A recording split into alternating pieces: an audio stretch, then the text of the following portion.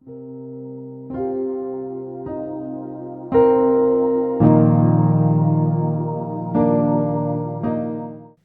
Iglesia, vamos a continuar juntos adorando al Señor.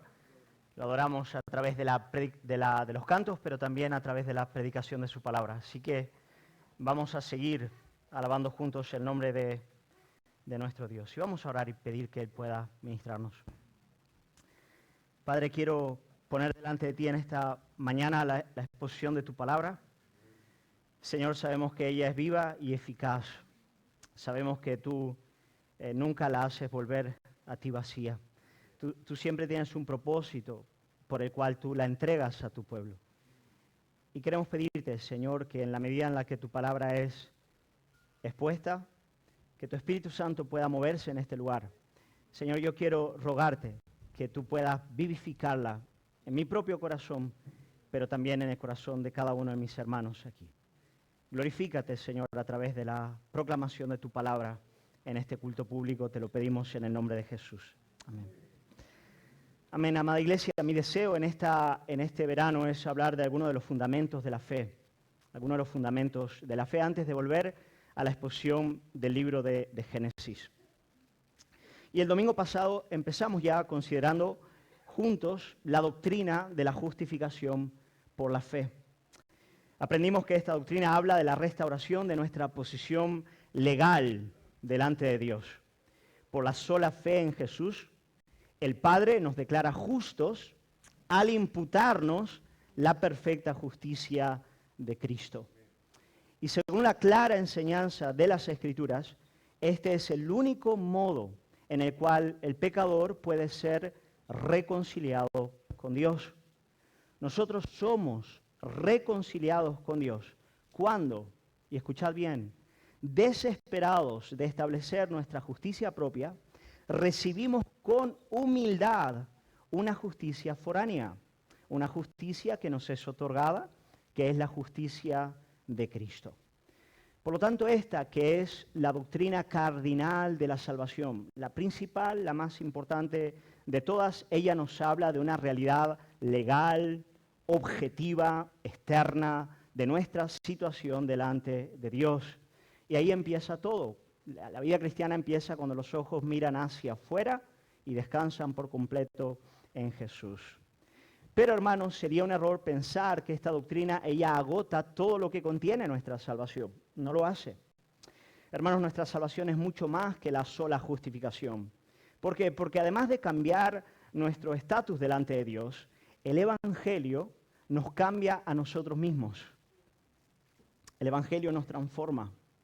El Evangelio nos cambia desde adentro. El Evangelio cambia el corazón. De modo que además de justificar al impío, la fe en Jesús hace del impío un santo. Además de justificar al impío, la fe en Jesucristo nos adentra en una senda, en un camino, en la cual vamos cada vez más y más siendo conformados a la imagen de Cristo.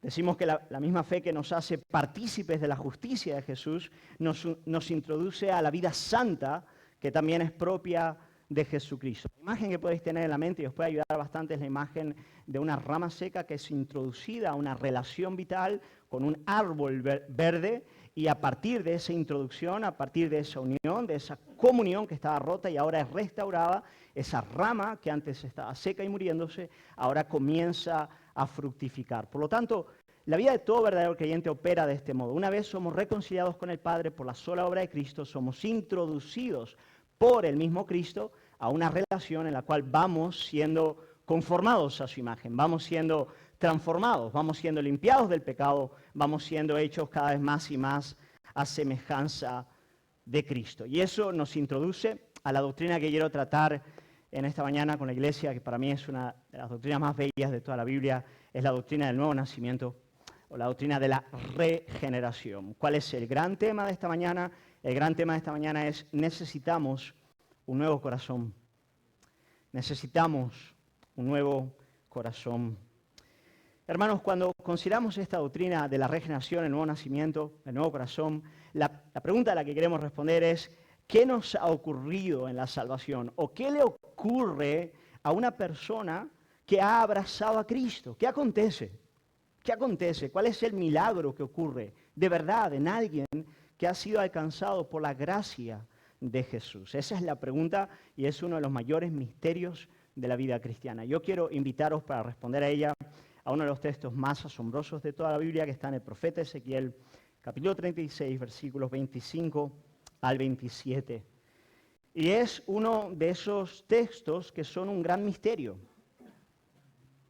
que hablan de realidades a veces muy citadas por el creyente, pero qué difícil es entenderlas y llegar a la profundidad de ellas. Dice aquí el profeta Ezequiel, hablando al pueblo de Israel en el exilio, de manera más específica al reino del sur, a Judá. Dice, tomad nota, dice, esparciré sobre vosotros agua limpia y seréis limpiados de todas vuestras inmundicias y de todos vuestros ídolos os limpiaré. Os daré corazón nuevo y pondré espíritu nuevo dentro de vosotros. Y ahora, y quitaré de vuestra carne el corazón de piedra y os daré un corazón de carne. Mirad esa imagen, qué potente. Es un trasplante de corazón, ¿no? Quitaré el corazón de piedra, os daré un corazón de carne. Y ahora, y pondré dentro de vosotros mi espíritu y haré, tomad nota, haré que andéis en mis estatutos y guardéis mis preceptos y los pongáis por obra. Wow. Qué hermoso, ¿no es verdad, iglesia? Qué texto más extraordinario. Tal vez una de las preguntas más difíciles a la que se tenga que enfrentar el cristiano sea la siguiente. ¿Qué me ha ocurrido en la salvación? ¿Qué ha hecho con que yo en el día de hoy sea un cristiano? Este es uno de los mayores misterios para el creyente.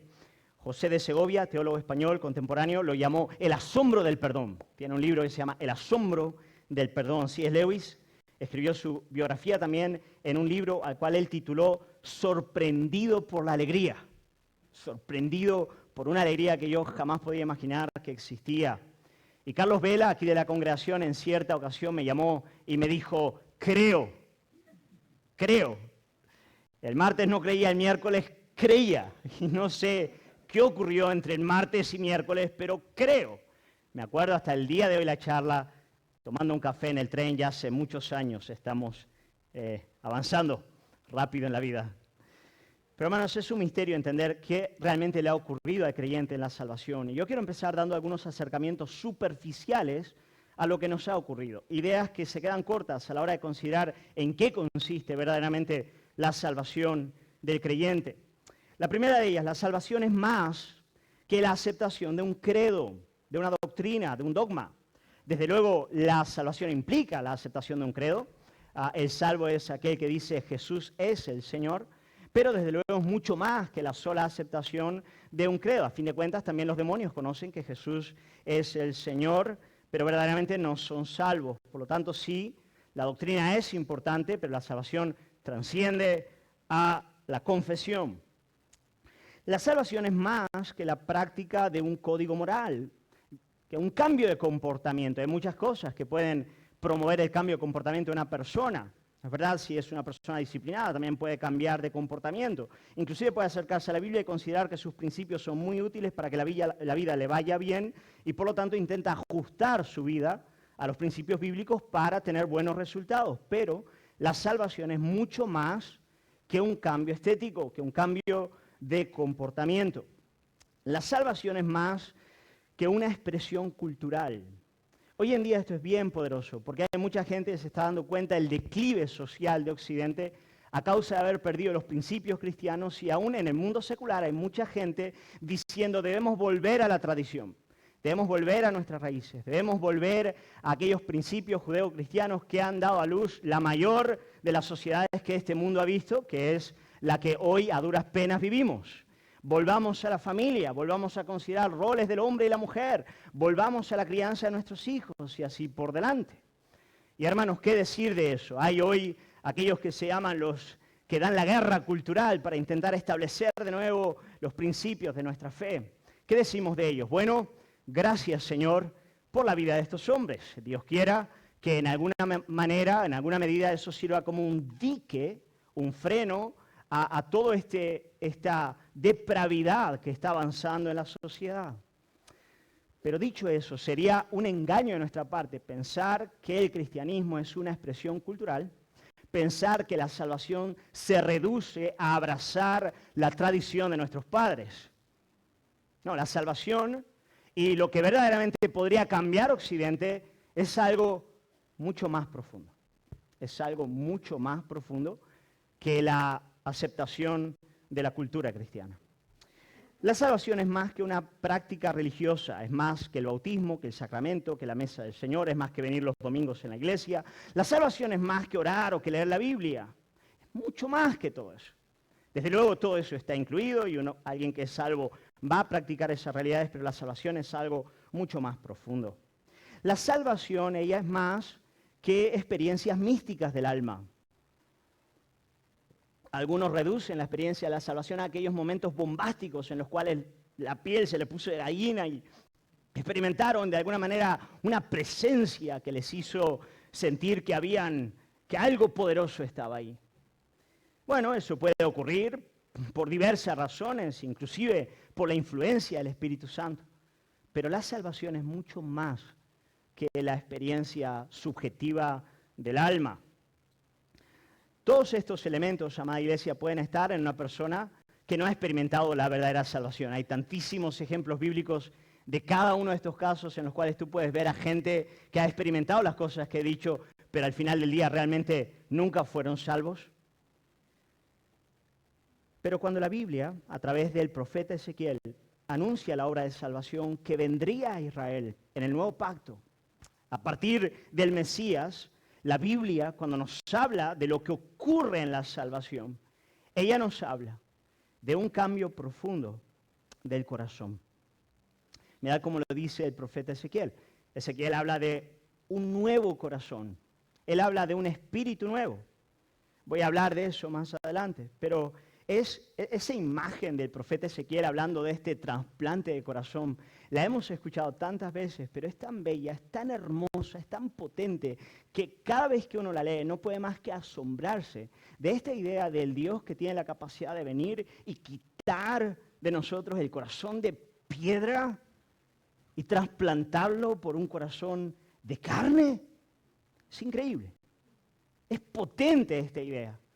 Y cuando la Biblia nos habla de lo que ocurre en la salvación, ella está hablando de eso.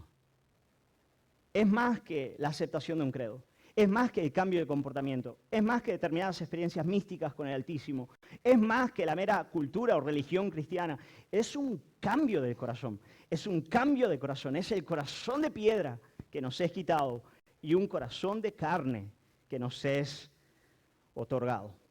Bueno, yo quiero argumentar en este sermón que en eso consiste la regeneración. Regenerar significa recrear, regénesis es crear algo nuevo. En la regeneración Dios crea algo nuevo. ¿Qué es lo que Dios crea? Dios crea en mí un nuevo corazón. Dios crea en el creyente un nuevo corazón. Y quiero hablar de eso con la firme esperanza de que Dios lo haga en esta mañana en muchos de los que estáis aquí, tal vez por primera vez. Y aquellos que habéis tenido la experiencia y la gracia de tenerlo, podáis disfrutar y entender más de lo que os ha acontecido. ¿Qué vamos a hacer hoy? Bueno, el camino es el siguiente. En primer punto, la necesidad de la regeneración, la necesidad de este nuevo corazón. El segundo, ¿en qué consiste la regeneración? ¿De qué estamos hablando? Lo dije brevemente, pero vamos a ahondar en ello. Y en tercer lugar, los efectos o los frutos de la regeneración. Hermanos, mientras escribía, he llegado a la conclusión de que seguramente no lleguemos hasta el final. Seguramente nos quedemos en los dos primeros puntos, ¿vale? ¿Por qué es importante y qué es? Y tal vez los frutos lo veamos el domingo que viene o el siguiente, porque además tenemos hoy la presentación de la escuela dominical al final del culto, así que voy a intentar que sea un poco más corto. En primer lugar, entonces, la necesidad de la regeneración, y yo quiero entender, bueno, por qué necesitamos este nuevo corazón, y lo vamos a ver a partir del contexto en el cual el profeta Ezequiel está hablando, que es al pueblo de Israel, que ha sido llevado por Babilonia, Reino del Sur, al exilio. Están todos en una situación muy grave, cuando el profeta anuncia estas palabras de lo que ocurriría al pueblo con la venida del Mesías. Y lo primero que quiero que notemos en este punto es que necesitamos la regeneración, tomar nota, porque la nuestra es una situación grave, grave. No haría falta la regeneración si los efectos del pecado hubieran sido superficiales o transitorios. El profeta destaca que el pecado nos ha afectado tan profundamente, tan en la raíz, que necesitamos un nuevo corazón, un espíritu nuevo dentro de nosotros. Y tal vez a la hora de analizar o evaluar esta realidad y este principio, la historia del pueblo de Israel sea nuestra mayor evidencia. Considero que todos los tratos de Dios con Israel son la evidencia de que necesitamos un nuevo corazón. Amada Iglesia, Israel fue el pueblo más favorecido en la faz de la tierra. No me cabe duda de eso. Ellos fueron en primer lugar objeto de un amor muy singular, muy único. Fueron escogidos por Dios en Abraham, pueblo escogido por Dios. Partícipes de una liberación poderosa cuando Dios mediante milagros y maravillas los arranca de Egipto.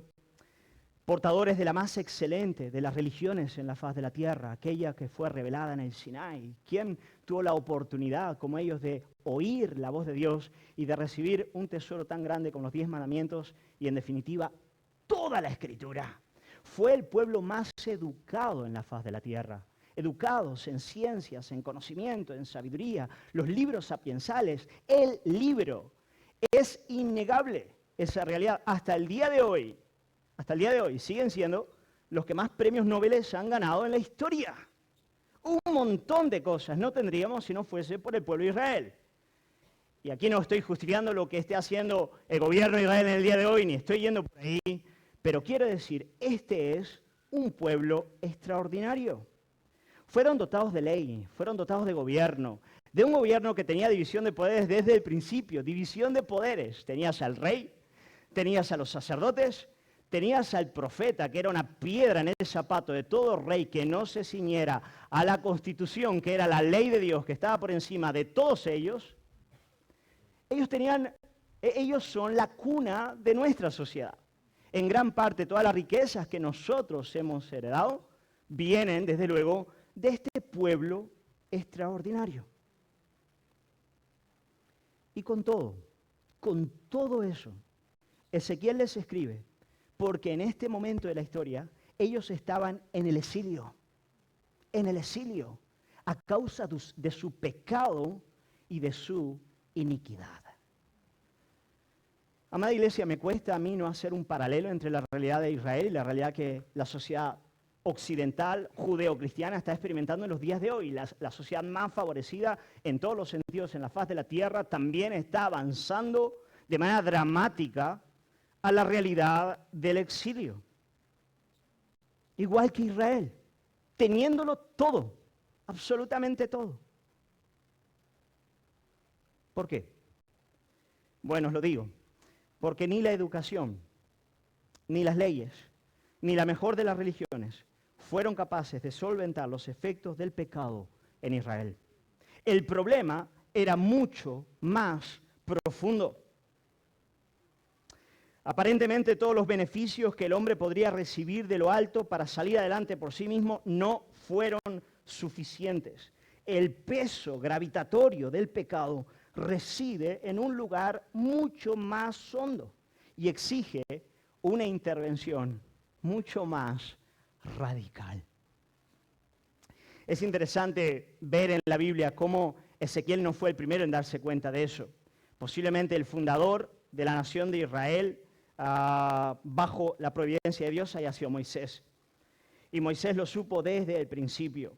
En cierta ocasión Moisés estaba predicando a los hijos de Israel, a los hijos de aquellos que habían salido del exilio, de la esclavitud en Egipto, estaban en el desierto, en la llanura del Moab, justo antes de entrar en la tierra de la promesa, y en Deuteronomio Moisés les está preparando para todo este camino que tenían por delante. A través de Josué iban a heredar la tierra de Canaán e iban a ver la mano poderosa de Dios.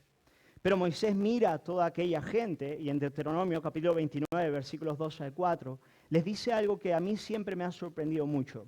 Cada vez que leo estos versículos digo, wow, cómo Moisés ya sabía que hacía falta algo más de lo que él le había otorgado en el Sinaí al pueblo. Algo más profundo tenía que ocurrir.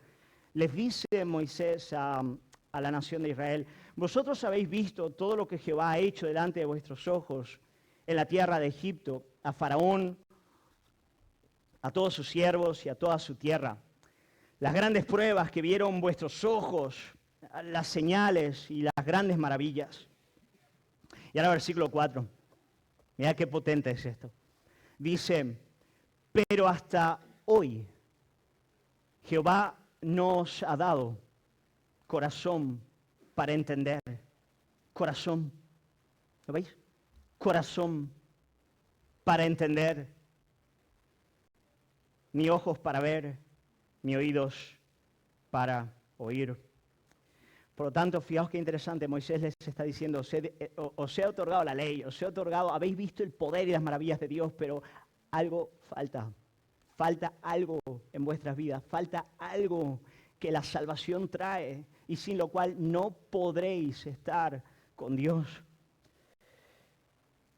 En el mismo Deuteronomio, capítulo 30, versículos 4 al 6, Moisés va a decir ese algo que le falta. Él sigue en su discurso a la nación de Israel y va a llegar al punto de lo que le falta y es de aquí donde se apoya Ezequiel para dar su profecía. Dice, mirad cómo proféticamente Moisés ya sabe que van a desobedecer y sabe que van a ser llevados al exilio desde antes que entren en la tierra de Canaán. Les dice, aun cuando tus desterrados estuvieran en las partes más lejanas que hay debajo del cielo, de allí te recogerá Jehová tu Dios y de allá te tomará y te hará volver Jehová tu Dios a la tierra a que heredaron tus padres y será tuya y te hará bien y te multiplicará más que a tus padres. Y ahora, tomad nota, y circuncidará Jehová tu Dios tu corazón. Wow, ahí lo tenéis, la misma idea. Y circuncidará, quitará el prepucio, que en la Biblia es una imagen de la naturaleza pecaminosa, una imagen del pecado, una imagen de aquella realidad en la cual hemos nacido. De ahí la circuncisión, el prepucio que sale, es la naturaleza de donde emana la vida.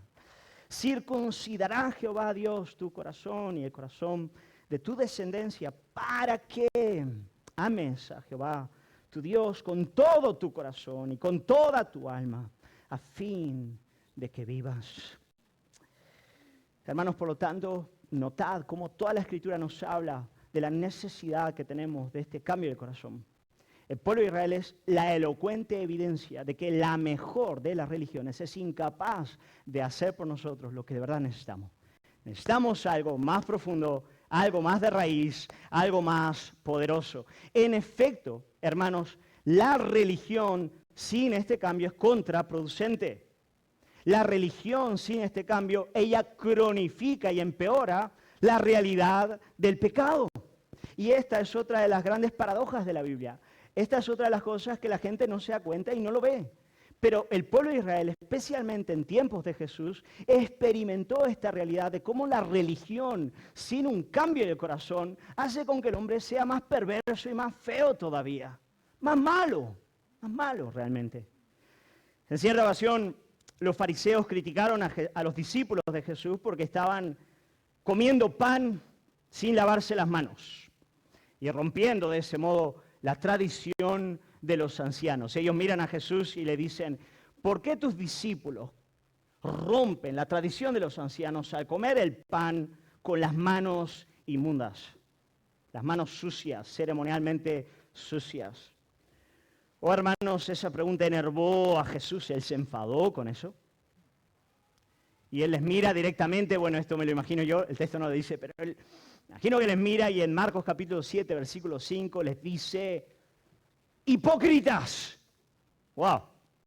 Para aquel que piense que Jesús era un osito de peluche bonito, que lea estas palabras, que era un ser inocente e inofensivo, que lea esto. Delante de ellos, directa y sin paños. Hipócritas, les dice.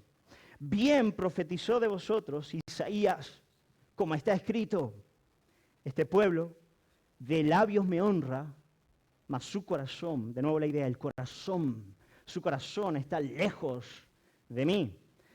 Pues en vano me honran, enseñando como doctrinas mandamientos de hombres, porque dejando el mandamiento de Dios, os aferráis a las tradiciones de los hombres, los lavamientos de los jarros y los vasos de beber, y hacéis muchas otras cosas semejantes a estas. Os doy un ejemplo, les dice Jesús. El quinto mandamiento dice, honrarás a tu padre y a tu madre. Pero vosotros decís, todo aquello con lo cual yo podría honrar a mi padre y a mi madre, lo consagro al Señor. Es de uso exclusivo de Jesucristo. Y por lo tanto, ¿no les ayudáis? No, el uso exclusivo mío, del Señor, de Dios. No, gracias por corregirme. Buena. Sí, es que creo que lo he ya aplicado contemporáneamente. Y ya está. Y os quedáis la mar de bien. Y Jesús les está diciendo, y un montón de cosas como esta hacéis. ¿Sabéis por qué? Porque en verdad os utilizáis de la religión para esconder la podredumbre de vuestro corazón. Eso es lo que Jesús les dice.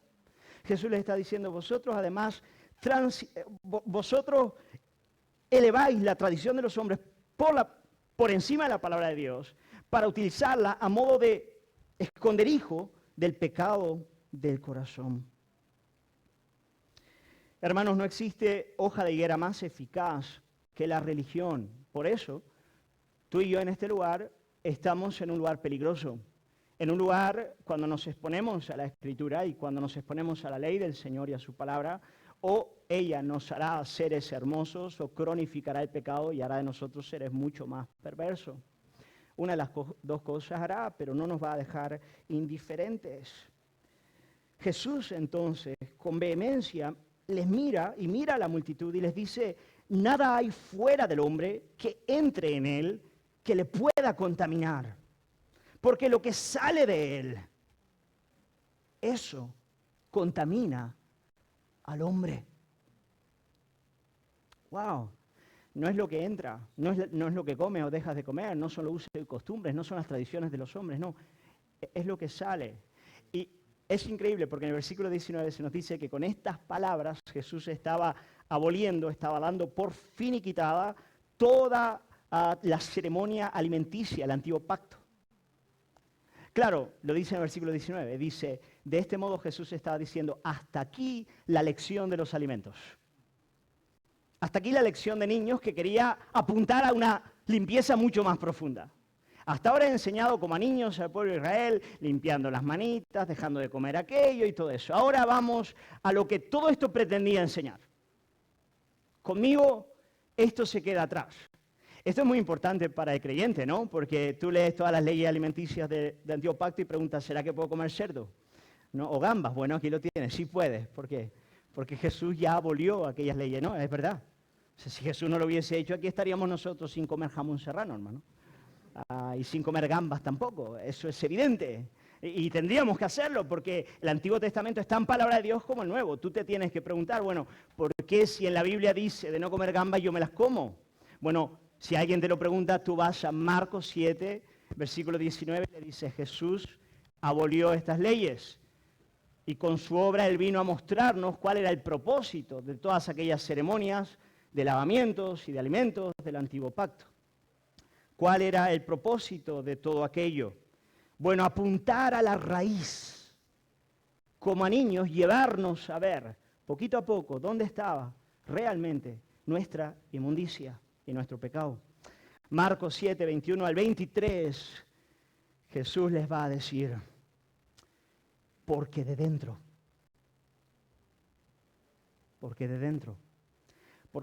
del corazón de los hombres salen los malos pensamientos, los adulterios, las fornicaciones, los homicidios, los hurtos, las avaricias, las maldades, el engaño, la lascivia, la envidia, la maledicencia, la soberbia, la insensatez. Y todas estas maldades de dentro salen y contaminan al hombre. Increíble. Lo que nos contamina es nuestro propio corazón. Es el pecado que emana, que sale de adentro, que sale de la fuente más profunda de nuestro propio ser, de quiénes somos, La culpa no es de la sociedad, la culpa no es del diablo, la culpa no es de la inteligencia artificial, la culpa no la tiene el dinero, la culpa no la tiene el esposo ni la esposa, porque de dentro de nuestro corazón salen todas estas cosas que nos contaminan, que nos enferman, que nos matan, que nos llevan al infierno, que producen un infierno desde el presente y terminan por llevarnos a él. Hermanos, el corazón, el problema del corazón es el corazón. Está ahí adentro. El corazón en la Biblia es el centro de nuestra identidad. Algunos se refieren a él como el asiento de la voluntad o el asiento de los amores. A mí me gusta pensar en el corazón como el timón que dirige toda nuestra vida en una determinada dirección. Es el lugar de mando, es el lugar del cual emanan todos nuestros pensamientos y creencias más profundas. Es el lugar de donde emanan aquellas pasiones que determinan lo que queremos o no queremos hacer. El corazón es ese lugar del cual mana toda nuestra vida. Por eso Proverbios 4:23 nos da la solemne advertencia, dice Proverbios 4:23, sobre toda cosa guardada, guarda tu corazón, porque de él mana la vida. En otras palabras, mira, sobre toda cosa guardada, guarda lo que rige y gobierna ahí adentro, porque lo que rige y gobierna ahí dentro va a determinar todo el restante de tu vida. Va a determinar lo que piensas, lo que quieres, lo que haces, lo que dejas de hacer, el uso del dinero, el uso del tiempo. Todo va a emanar, la vida emana del corazón. Y ahí es donde está la tragedia. ¿Cuál es la tragedia? La tragedia es que el pecado ha afectado el corazón. Cuando la Biblia nos habla del efecto del pecado en el hombre, de la caída, del pecado adámico y de esa realidad pecaminosa en la cual todos nacemos, ella nos habla de una corrupción del corazón. El corazón está corrompido. Ezequiel lo llama un corazón de piedra. En otras palabras, es un corazón hostil delante de Dios. Un corazón que por naturaleza, Pablo lo llama en Romanos capítulo 5, enemigo de Dios, hostil, enemistad delante de Él. Y es esa actitud hostil delante de Dios, de esa actitud hostil delante de Dios que emana toda la maldad del hombre, según Jesús en Marcos 7, 21 al 23.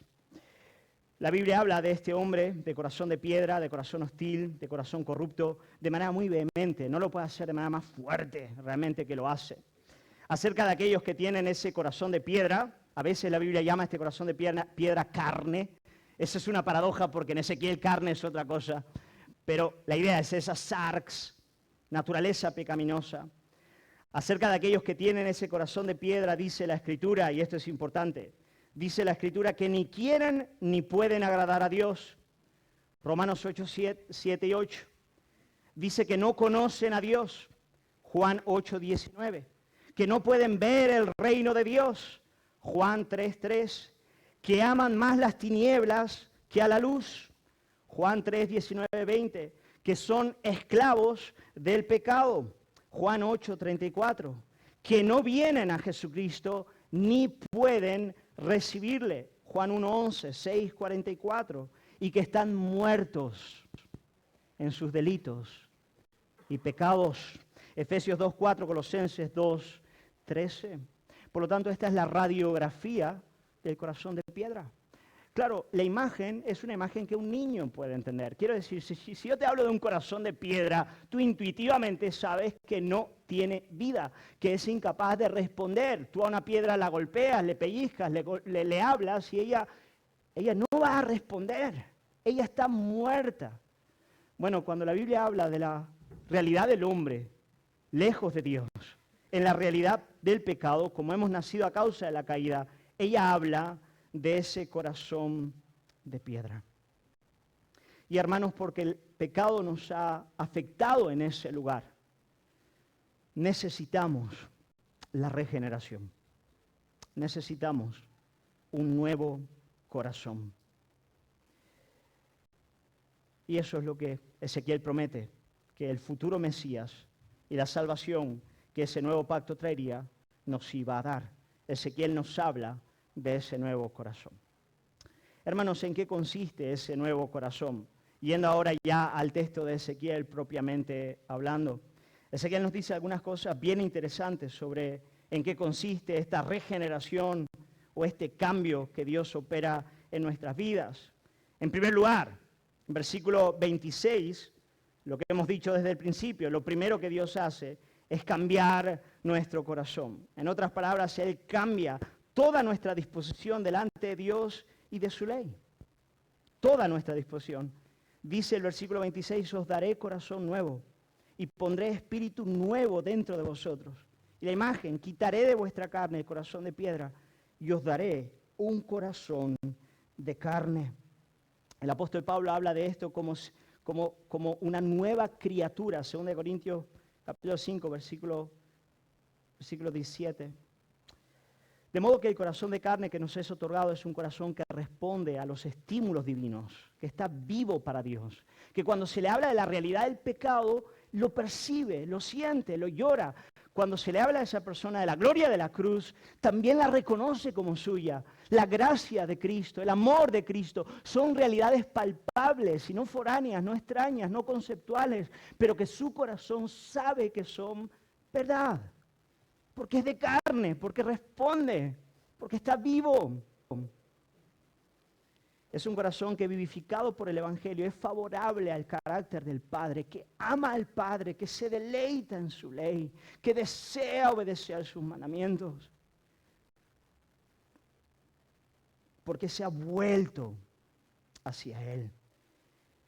Y es un absoluto milagro. Cuando Carlos Vela se sentó conmigo en el tren y me dijo, el martes no creía y el miércoles creo y no sé cómo ha ocurrido, la respuesta bíblica es, he quitado el corazón de piedra y te he dado un corazón de carne. Hermanos, por necesidad, esta es una obra soberana de Dios. A fin de cuentas, el hombre que tiene un corazón de piedra en nada puede favorecer o inclinarse o responder a nada, a ningún estímulo que no sea Dios el que lo esté haciendo. Considerad, es un corazón de piedra. Toda su voluntad, todos sus afectos son de piedra. Esto tiene que venir de lo alto. Tiene que ser una obra de Dios, soberana, gratuita, poderosa.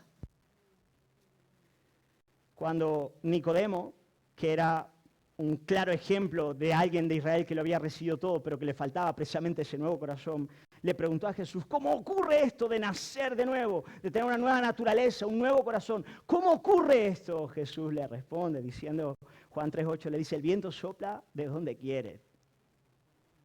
En otras palabras, aquí Nicodemo, ni tú ni yo. Bueno, yo sí. Si fuera yo diría ni tú ni yo. Jesús sí.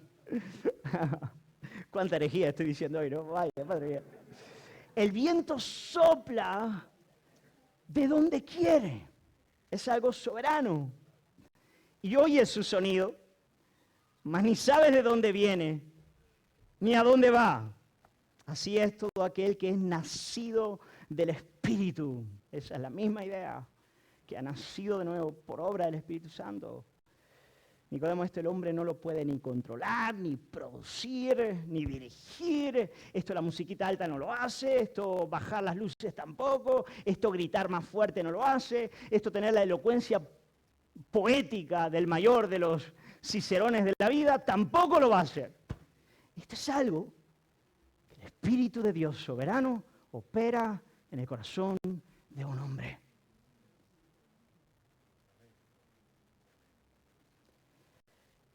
Y aquí el que se quiera enfadar con Dios porque no respeta el albedrío del hombre, que lo haga. Yo soy honesto, yo prefiero mucho más confiar en la soberanía de Dios que en la decisión del hombre. Infinitamente más. En primer lugar, porque es mucho más confiable el Dios bondadoso y su poder que cualquier decisión de una raza como la nuestra. Y segundo, porque cuando Dios salva, Él se lleva toda la gloria. Y la alegría que te da cuando te enteras que fue así. ¿En serio? Esa es la razón por la que soy salvo. Por un acto soberano, gracioso, poderoso y omnipotente del solo Dios que me amó muy a pesar de mí. Oh, eso es para dar botes de alegría. Y eso es lo que haremos en el cielo. En el cielo no estaremos diciendo gracias, Padre, porque mi albedrío me ha traído a este lugar. Gracias, Señor, porque a diferencia de mi vecino, he tomado la solemne decisión de seguirte. En el cielo vas a cantar gracias, Padre, por esa gracia insondable, grande, maravillosa, que siendo yo tan reo del infierno como todos los demás, vino, no sé por qué, y me salvó. A ti sea toda la gloria. Y se acabó. Lo primero que Dios hace en la salvación es cambiar nuestro corazón. Él lo cambia. Y eso es lo que padre, madre, tienes que orar por tus hijos. Esposo, tienes que orar por tu esposa. Esposa, debes orar por tu esposo. Y da igual si está viniendo a la iglesia por mucho tiempo. Si esto no ha ocurrido, esto tiene que ocurrir para que haya salvación. Ora, dile, Señor, sopla y cambia el corazón de esta persona, Padre. Oh, sí, tiene un buen concepto religioso, la doctrina la ha entendido, Señor, pero cambia su corazón. Lo primero que ocurre es que el Señor cambia nuestro corazón, quita el de piedra y nos da uno de carne. Lo segundo es que hay una limpieza. Hay una limpieza. El Señor nos limpia. Versículo 25 dice, esparciré sobre vosotros agua limpia y seréis limpiados de todas vuestras inmundicias y de todos vuestros ídolos. Os limpiaré. Hermano, qué bueno es estar limpio, ¿no es verdad? Qué bueno es estar limpio después de estar muy sucio. Recuerdo que cuando era pequeño, mi mejor amigo se llamaba Santiago y estábamos en el campo y vimos una charca de barro. Era grande y dijimos, hey, esto es muy divertido, vamos a pasar corriendo por ella. Y los dos entonces enfilamos y dijimos, venga, y empezamos a correr. Y empezamos a correr, hermanos, y aquella charca de barro, en primer lugar, que no era barro, era caca de vaca. Segundo lugar, que era mucho más profunda de lo que parecía desde afuera. De modo que en la medida en la que fuimos entrando, nos fuimos hundiendo, pero hundiendo de verdad.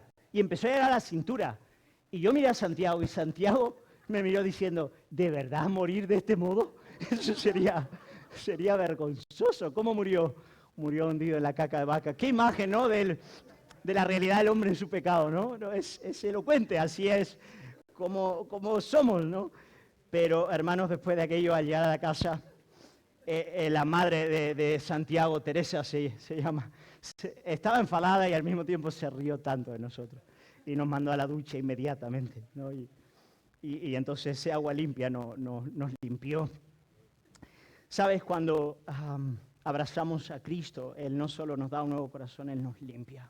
Él nos purifica de todo pecado. Él quita el pecado de nuestras vidas. Pero lo lindo de este versículo es que, ¿sabes? Esta no es una limpieza superficial. No es una limpieza que se restringe solamente al comportamiento, sino que llega a los ídolos. Él dice, seréis limpiados de todas vuestras inmundicias, de todo lo malo y de todos vuestros ídolos. Os limpiaré. Y esto es lo que solo el Evangelio puede hacer. La religión puede cambiar tu comportamiento y hasta tu manera de pensar, pero los amores del alma, los deseos del corazón, las pasiones más internas que rigen la vida del hombre, solo Cristo lo puede cambiar, solo la gracia del Evangelio puede cambiar ahí dentro. De modo que si antes tú tenías a un padre de familia que venía religiosamente todos los domingos a la iglesia, pero después vivía para el trabajo, para el dinero, para el proyecto, para la realización profesional, para la influencia y el poder, de repente, a partir del milagro de Ezequiel 36, tienes a un hombre que es capaz de dejarlo todo por causa de Jesucristo. Ese es un milagro a toda regla. Antes tenías a una madre educada, respetuosa, que todo el domingo venía a la iglesia, pero claramente daba evidencia de que el centro de su vida eran sus hijos y su hogar y su comodidad y el centro comercial. Y de repente, si aquí algunas ya se están arrepintiendo, ¿no, hermanas? Amén. Hacerlo. Y de repente tú ves a una mujer que a pesar de cuidar a su familia como debe hacerlo, vive para la gloria de Cristo. Muy por encima de esposo, de hijos y de todo lo demás, Cristo es su alegría. ¿Qué ocurrió? Os limpiaré de vuestros ídolos. Ídolos. Mira, Tú tienes a un montón de adolescentes y jóvenes que vienen a la iglesia respetuosamente porque quieren también agradar a sus padres y tienen cierto interés por venir a este lugar, pero ni leen, ni oran, ni desean vivir en santidad y francamente hablando sus corazones están desperdigados en 1000 otros lugares. Y de repente, aman la palabra, quieren orar, desean vivir en santidad. ¿Qué ha ocurrido? Un nuevo corazón, limpieza de vuestros ídolos. Eso es lo que ocurre cuando uno es salvo. El Señor nos limpia. Él no solo nos da un nuevo corazón, pero nos limpia desde adentro. Él va quitando los ídolos de nuestro corazón. Y ahora ya la guinda de todo, y con esto vamos terminando. ¿Qué más ocurre? Oh, hermanos, esto ya es lo más bello, es lo más alto, es lo más glorioso. Sí, el nuevo corazón, gracias, Señor, por eso. Sí, la limpieza de mis ídolos, gracias por eso. Pero ahora resulta que Dios, el Dios eterno, el Dios todopoderoso, el Dios Trinidad, el Dios, la tercera persona de la divinidad, de la deidad, viene a hacer su habitáculo, su habitación dentro de nosotros.